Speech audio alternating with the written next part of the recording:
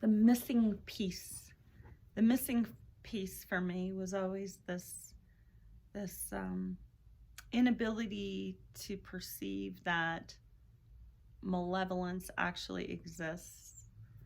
When people say, well, there's no evil, that um, it's like they're trying to cover up and allow others who have harmed others to justify why they've harmed others. And while they have this um, point, that it doesn't matter if you're conscious or not in harming others, you still harmed somebody and it still affects your soul. My soul has been more affected because I've allowed others to harm me or to violate my boundaries and like I've had more of a tendency to pander to other people's needs so that they will not dislike me. I've sometimes I'm not truthful because I'm afraid that if I'm truthful, that they'll will be held to pay, and there will, and and that's true. There's although it's not usually as bad as we think it is. We have a collective society that wants to look at life a certain way and believe things a certain way, whether they're true or not. And if we have a perspective that can see things way, we can, like, for example, see other people's motivations, and we speak of those, that's against the law, the unspoken law, right? So if you work in an environment where, let's say the boss goes around and rages and is an asshole and acts a certain way, well, there's a collective agreement that nobody's going to speak of that. And if they do, there could be hell to pay, right? So these are examples of collective mistruths that we use in a workplace, or the boss that promotes women who flirt with him, but nobody says anything because there would be hell to pay, right? Then you might get demoted or you might even lose your job. So these are examples of how there's a problem with speaking truth in our culture right now. And when we try to speak the truth, we're shut down or silenced immediately. And we've always seen that in churches. Like, that's been a big thing where it's like, well, don't speak of our hypocrisy because, that's not really happening. Like, we can say, don't judge your neighbor while we judge our neighbor and gossip about our neighbor, but don't actually call that out, because then we don't have our collective agreement, and we can't have that, because what will that mean? That's going to mean change. It's going to mean we have to face something. We have to feel emotions about something. Don't talk about the pedophile uncle, right? Because then we might all have to actually feel emotions in the family. And how's that going to feel? Then we're being confronted with things like truths, like, how come this even went on?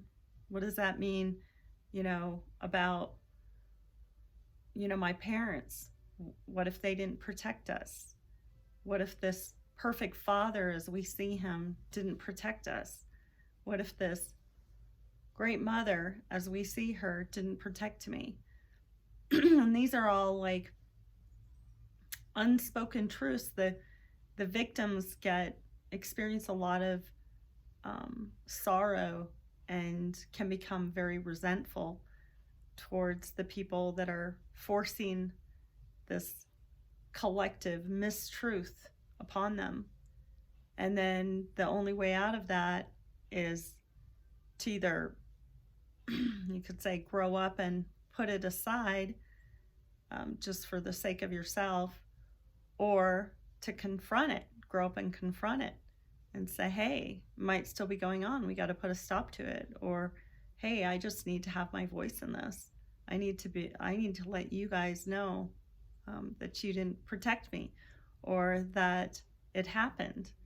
And that's a crime in our society, to voice those unspoken laws, to open up and speak things that aren't allowed. Don't say it. Don't say it. There's lots of those things. And, what about all those poor kids that were breathing their own carbon monoxide fumes in at school because they were wearing their masks? And we can't speak of that. Don't speak of that, because then that's going to crash our whole other reality. We're going to have to look at every single link that is connected to that one little truth, and that could crash. It's like the Tower card in the tarot deck. It could be an upheaval in my morals if I confront that and speak of it. I might have to feel emotions of myself that are gonna force me into change. I had this job once where the boss would come in and he would rage. He never raged at me, but he would rage at his wife. And she acted like it wasn't even happening. Like, she kind of walked around like, da da da da, like this. I don't even hear nothing. And it was fascinating. It was like, wow. He would arrive first. He would stand at the door, and when she drove up, he would start to like pant in anger. Like the rage would start building. I don't even know what he was upset at her for. It's like, was he upset because she didn't follow him closely enough? Because she showed up 10 minutes behind him? Whatever it was completely ridiculous. I mean, it was like it was just complete rage for her, what appeared to be to me her existence. And she was in complete, absolute denial about it, which was even more fascinating. And one day I just set my phone on record and confronted her about it, and confronted her about all kinds of stuff that was going on in the workplace. And she never knew I was recording any of it. And then the day came when all of their dirty deeds on me caught up to them. They had been splitting all of my sales with the manager and her son. And so every sale that I did, half of it went to somebody else. And they always had a little reason why that was okay for them to do that. And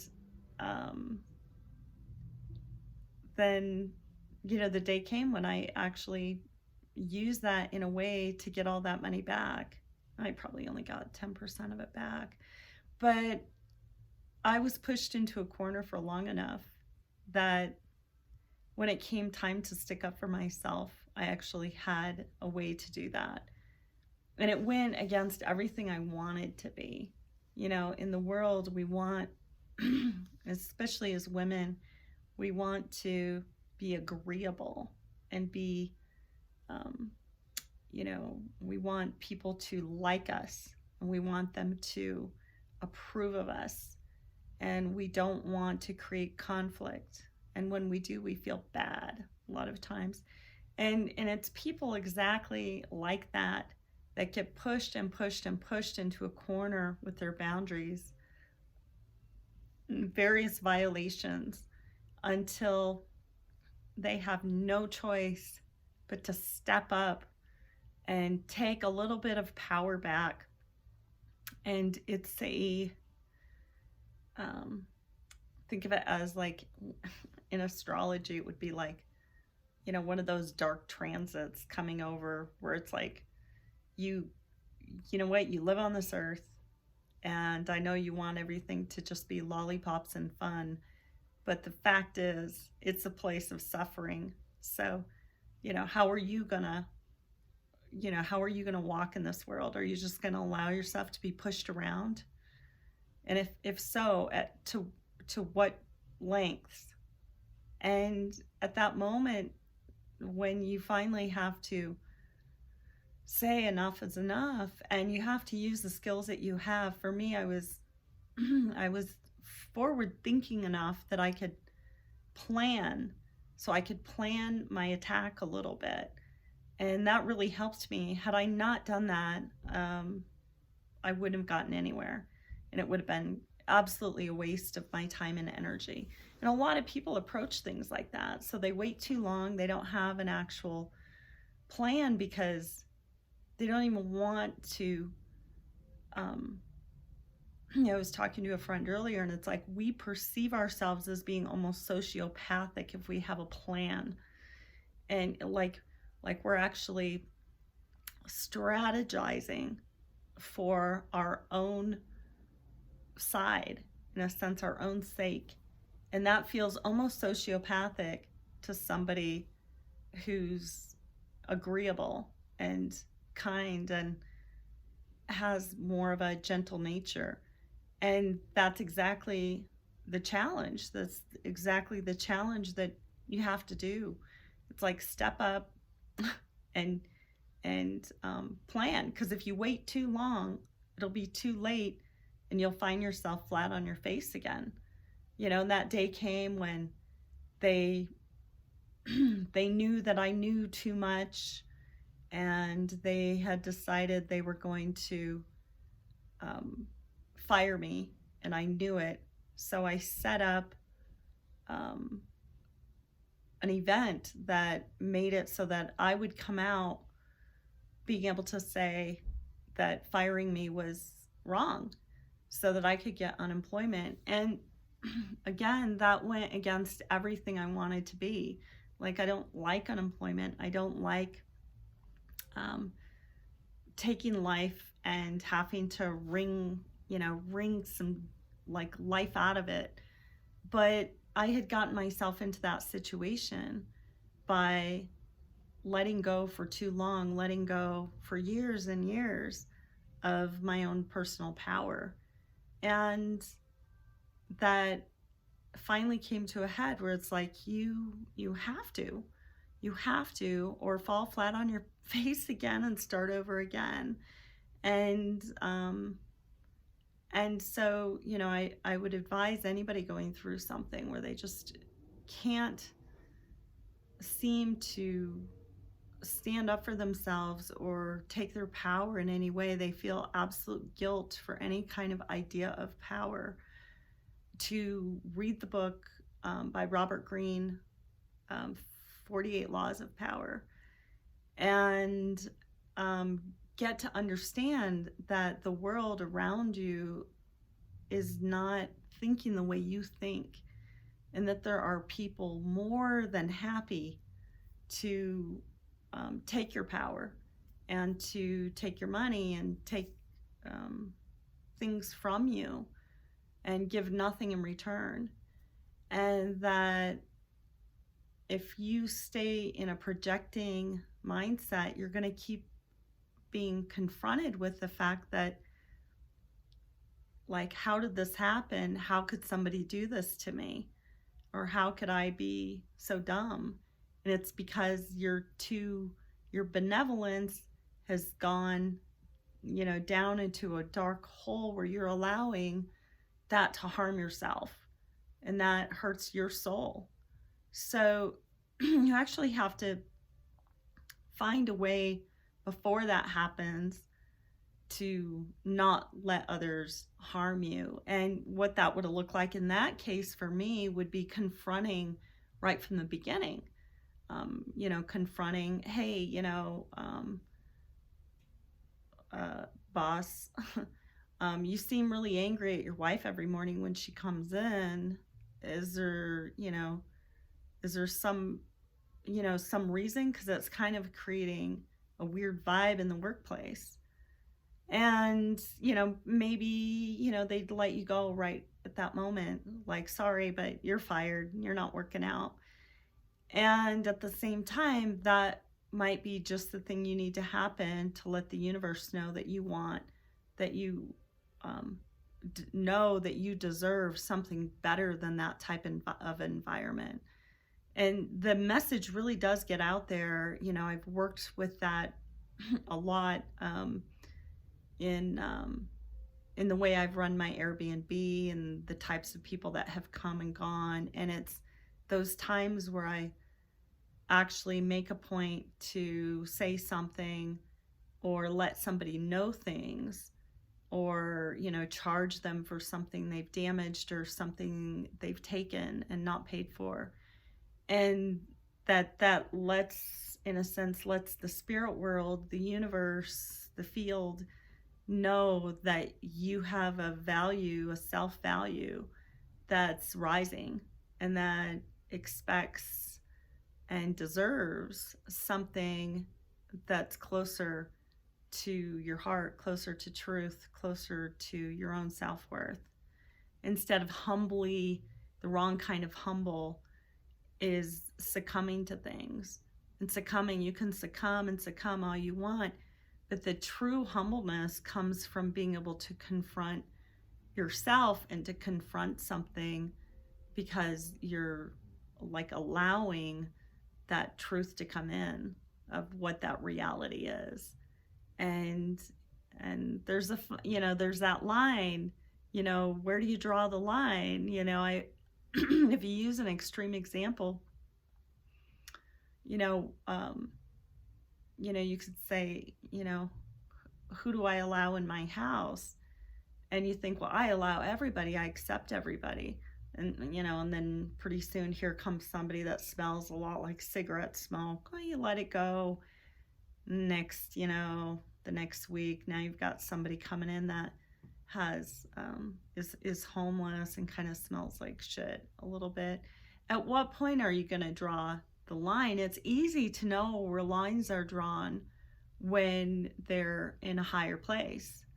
And so if you keep succumbing to something as it goes down, you fall into this trap and be pushed into a corner until you fight back. And we see a lot of that happening, with divorces, power struggles in the workplace. There's just a tendency to, if you're, again, very benevolent, to want to avoid, like, what is your coping mechanism when you confront fear? So when you confront terror, what is your coping mechanism? Are you terrified of confronting that boss? Are you terrified of confronting his wife, who, is the one, that's letting the son take half the money from your paycheck? Where's the terror? What do you do to avoid it? Do you put your headset on and listen to music, try to raise your vibe? Do you, stay home sick? Do you go into depression? What do you do to avoid the feelings that you don't want to feel? Because that will mean you have to confront something and change.